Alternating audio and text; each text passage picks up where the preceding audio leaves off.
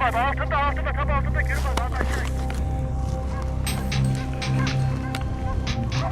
Şu karşı yolda.